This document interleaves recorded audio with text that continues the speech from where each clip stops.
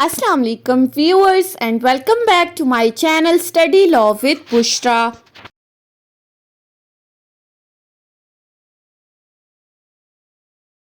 So we were discussing leading constitutional cases for Law Gate syllabus, and in today's video we are going to discuss the case law of Asfan Yar Wali Khan and others versus Federation of Pakistan. But before starting the discussion, I request you all to please subscribe to my channel and don't forget to press the bell icon for latest updates. Do share this video with your friends and don't forget to comment your feedback. So let's move towards the discussion. This case is reported as PLD 2001 Supreme Court page 607. अब ये जो case है Asfandyar Wali Khan and others versus federation of Pakistan, ये relevant है नैब ordinance 2000 के साथ कि परवेज़ मुशर्रफ ने जो नैब ऑर्डिनेंस 2001 जारी किया था अकाउंटेबिलिटी के लिए, एहतिसाब के लिए, उसको चैलेंज किया गया था इस पिटीशन के अंदर। कि अब उसको चैलेंज क्यों किया गया था कि ये जो नैब ऑर्डिनेंस दिया गया है ये कॉन्स्टिट्यूशन ऑफ पाकिस्तान 1973 की प्रोविजंस के अगेंस्ट है, ये कॉन्स्टिट्यूशन की प्रोविजन से रिपग्नेंट है, लिहाजा अब ये कॉन्ट्रडिक्ट कर रहा है इन प्रोविजन से, लिहाजा इस नैब ऑर्डिनेंस को नल एंड वॉइड डिक्लेयर किया जाए। अब इससे मुतालिक बहुत सारे लोगों ने सुप्रीम कोर्ट में पिटीशंस फाइल की थी अंडर आर्टिकल 184 सब क्लॉज 3। सो इन तमाम पिटीशंस को कंसोलिडेट करते हुए एक सिंगल जजमेंट दी गई थी। Asfandyar Wali Khan was one of the person who filed the petition before the supreme court. अब ये जो पिटीशंस फाइल की गई थी नैब ऑर्डिनेंस से रिलेटेड, अब किन ग्राउंड्स पे इस नैब ऑर्डिनेंस को चैलेंज किया गया था, ये ग्राउंड्स हम वन बाय वन डिस्कस करते हैं और फिर उसके बाद हम देखेंगे कि सुप्रीम कोर्ट ने इसके ऊपर अपना क्या डिसीजन दिया है। सो ग्राउंड्स की तरफ आ जाते हैं। सबसे पहला जो ग्राउंड जिस पर इस नैब ऑर्डिनेंस 2001 को चैलेंज किया गया था वो था कि जो इस्टेब्लिशमेंट हुई है नैब कोर्ट्स की, उससे मुतालिक उन्होंने कहा that it is creating a parallel and non federal judicial system.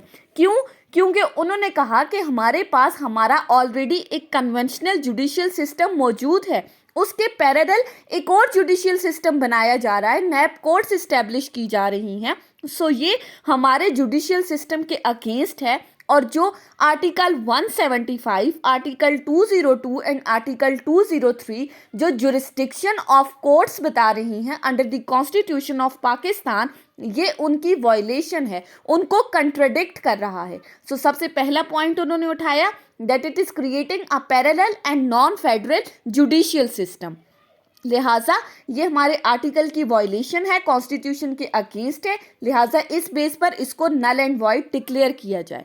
Second ground जो रेज किया गया था इस पिटीशन के अंदर वो था ऑफेंस ऑफ विलफुल डिफॉल्ट। अब विलफुल डिफॉल्ट को किस तरह से डिफाइन किया गया था इस ऑर्डिनेंस के अंदर कि अगर कोई पब्लिक ऑफिस होल्डर ने किसी भी बैंक से कोई भी लोन वगैरह लिया है, कोई कर्जा वगैरह लिया है किसी पब्लिक ऑफिस होल्डर ने और अब वो कर्जा वापस करने में नाकाम हो चुका है, वो कर्जा रीपे नहीं कर सकता, तो it means that he has committed an offence of wilful default. इस नैब ऑर्डिनेंस के अंदर एक नया ऑफेंस इंट्रोड्यूस कराया गया था जो कि है विलफुल डिफॉल्ट। सो यहाँ पर उन्होंने इसको बेस बनाते हुए कहा that it is the violation of article 18 of constitution of Pakistan 1973, यानी कि आर्टिकल 18 जो फ्रीडम ऑफ प्रोफेशन दे रहा है ये उस आर्टिकल की वायलेशन है। सो सेकेंडली विलफुल डिफॉल्ट की बेस पर उन्होंने इस ऑर्डिनेंस को चैलेंज किया था। उसके बाद नेक्स्ट ग्राउंड क्या है, नेक्स्ट उन्होंने ये कहा कि ये जो नैब ऑर्डिनेंस 2001 है इसकी इम्प्लीमेंटेशन की बात की कि इसमें कहा जा रहा है कि ये जो नैब ऑर्डिनेंस जारी किया गया है ये इम्प्लीमेंट होगा, ये इन्फोर्स होगा फ्रॉम 1 जनवरी 1985, जिसका ये मतलब था कि 1985 से ऑनवर्ड्स 2001 के बीच में जितने भी एक्ट्स कमिट हुए हैं, जितने भी ऑफेंस कमिट हुए हैं, ये नैब ऑर्डिनेंस उन तमाम एक्ट्स या ऑफेंसेस के ऊपर इंप्लीमेंट कराया जाएगा, इन्फोर्स होगा।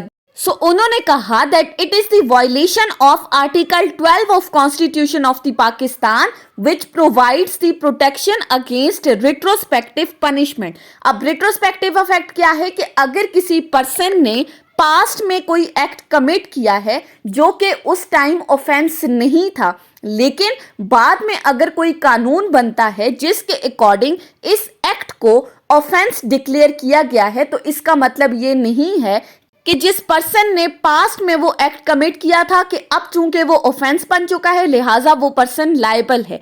आर्टिकल 12 हमें इस रिट्रोस्पेक्टिव इफेक्ट से प्रोटेक्शन प्रोवाइड कर रहा है। सो उन्होंने इस ग्राउंड पे कहा that it is the violation of article 12 क्योंकि इसकी इन्फोर्समेंट 1985 से कराई जा रही है। दैट मीन्स कि ना सिर्फ ये अगले आने वाले एक्ट्स पर एप्लीकेबल है बल्कि पास्ट में जितने एक्ट्स हो चुके हैं उन पर भी एप्लीकेबल है, लिहाजा इसको नल एंड वॉइड डिक्लेयर किया जाए। ये हमारे कॉन्स्टिट्यूशन से रिपग्नेंट है। नेक्स्ट जो उन्होंने ग्राउंड उठाया वो ये था कि इस नैब ऑर्डिनेंस के एक आर्टिकल के अकॉर्डिंग जो बर्डन ऑफ प्रूफ है वो शिफ्ट कर दिया गया है एक्यूज के ऊपर। अब एक्यूज ने प्रूफ करना है केस को, जबकि नॉर्मली अगर हम देखें तो हमारे जुडिशियल सिस्टम में the burden of proof is always on the prosecution. जो एलिगेशन लगा रहा है उसी ने ये चीज प्रूफ करनी है, एक्यूज ने ये चीज प्रूफ नहीं करनी। Accused is always considered innocent in the eyes of the law. So उन्होंने कहा कि ये जो इस ऑर्डिनेंस के according burden of proof shift हो गया है, this is the violation of article 4 and 25 of constitution of Pakistan 1973। So ये आर्टिकल 4 और 25 की वायलेशन है। सो इस ग्राउंड के ऊपर भी उन्होंने कहा दैट इसको नल एंड वॉइड डिक्लेयर करना चाहिए। नेक्स्ट आ जाता है चेयरमैन नैब की पावर्स की बात की गई है कि चेयरमैन नैब के पास ये अथॉरिटी है कि वो वेन्यू सिलेक्ट कर सकता है for the trial of the accused, कि उसकी मर्जी है कि वो एक्यूज का ट्रायल पाकिस्तान में कहीं भी चला सकता है। अगर ऑफेंस कराची में हुआ है तो वो लाहौर में चाहे तो कर सकता है, इस्लामाबाद में कर सकता है। सो ये उसकी पावर्स के ऊपर उन्होंने एक पॉइंट उठाया कि ये चेयरमैन नैब की जो ये पावर्स हैं ये बहुत ज़्यादा हैं। फिर नेक्स्ट जो ग्राउंड रेस किया गया था वो अकाउंटेबिलिटी कोर्ट्स के बारे में किया गया था कि अकाउंटेबिलिटी कोर्ट्स जो इस ऑर्डिनेंस के अंडर इस्टेब्लिश की गई हैं उनके पास ये पावर है कि वो सीआरपीसी की प्रोविजंस को डिस्पेंस विद करके, यानी कि सीआरपीसी की प्रोविजंस को छोड़ के वो अगर उनके पास कोई केस आता है तो उस केस के सर्कमस्टांसेस को देखते हुए, उसके हालातों वाकयात को देखते हुए वो कोई भी प्रोसीजर अडॉप्ट कर सकती हैं इस केस को सॉल्व आउट करने के लिए। यानी कि सीआरपीसी जो प्रोसीजर बताया गया है उससे हटके अपनी मर्जी का कोई भी प्रोसीजर अडॉप्ट कर सकती हैं सिर्फ केस के हालात को देखते हुए। सो उन्होंने कहा that is also the violation of article 4 and 25 of constitution of Pakistan 1973। Next जो उन्होंने ग्राउंड रेस किया था that was the time of remand, कि according to this NAB ordinance जो रिमांड का टाइम पीरियड है वो 90 डेज का है, जो कि बहुत ज़्यादा है, जबकि सीआरपीसी का सेक्शन 167 रिमांड का टाइम पीरियड प्रोवाइड कर रहा है 15 डेज का।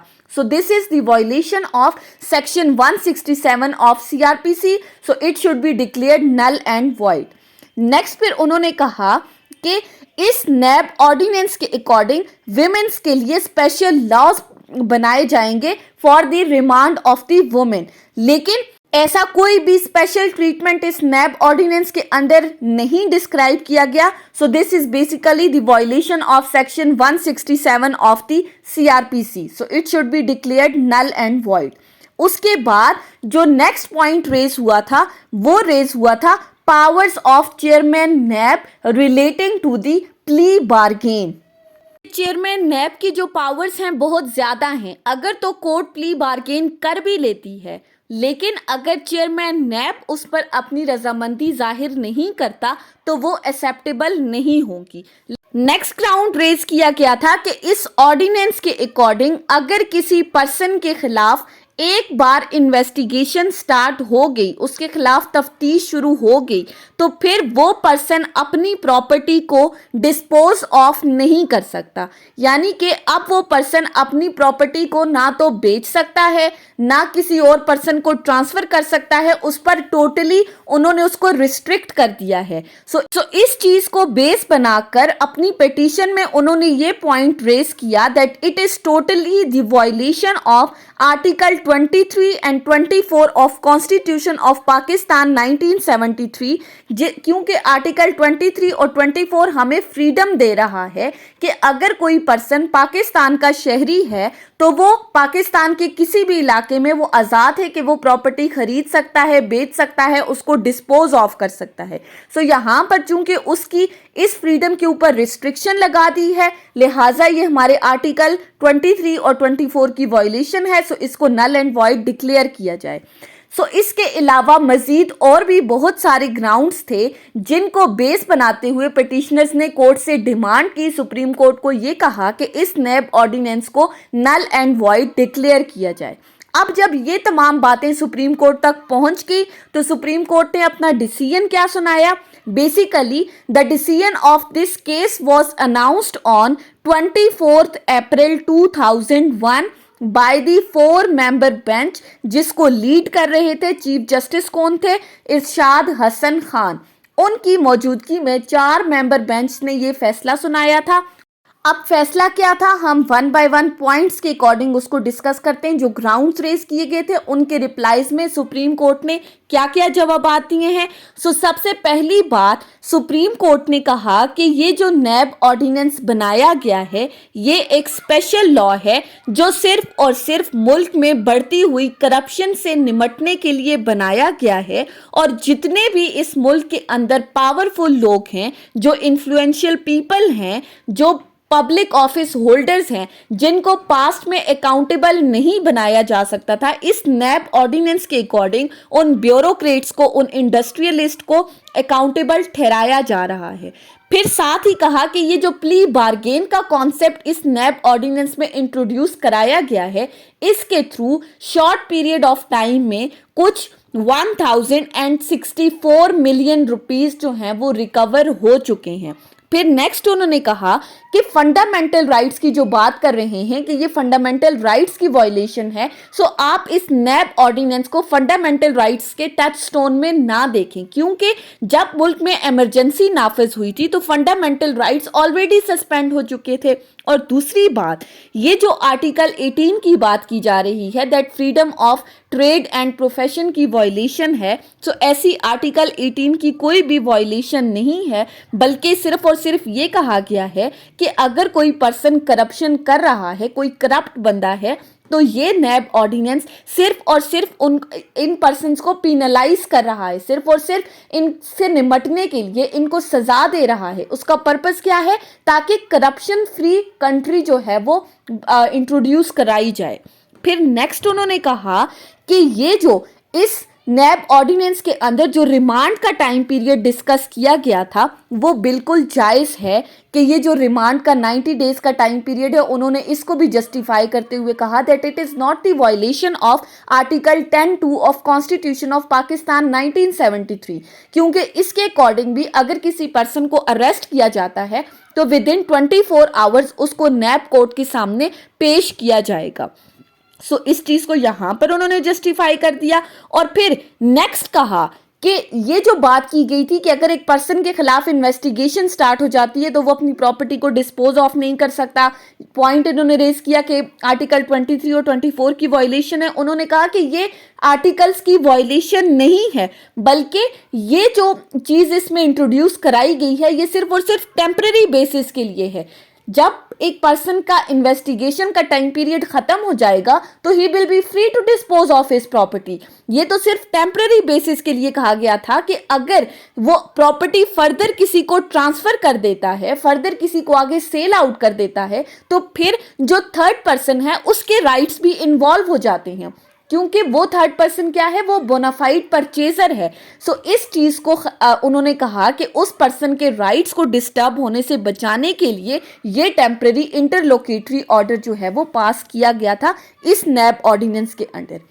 सो सिंपली जो ये फैसला सुप्रीम कोर्ट ने सुनाया था, इस फैसले के अकॉर्डिंग सुप्रीम कोर्ट ने इस नैब ऑर्डिनेंस 2001 को डिफेंड किया और उन्होंने कहा कि ये बिल्कुल ठीक है, इसको नल एंड वॉइड डिक्लेयर नहीं किया, बल्कि सुप्रीम कोर्ट ने कुछ गाइडलाइंस प्रोवाइड की कि इन गाइडलाइंस के अकॉर्डिंग इस नैब ऑर्डिनेंस में कुछ अमेंडमेंट करने की ज़रूरत है। सो फिर बाद में इन गाइडलाइंस के अकॉर्डिंग इस नैब ऑर्डिनेंस में अमेंडमेंट्स की जा चुकी थी। सो बेसिकली ये केस डिसाइड हुआ था फेडरेशन ऑफ पाकिस्तान के हक में। नैब ऑर्डिनेंस को टोटली उन्होंने जस्टिफाई किया, उसको डिफेंड किया।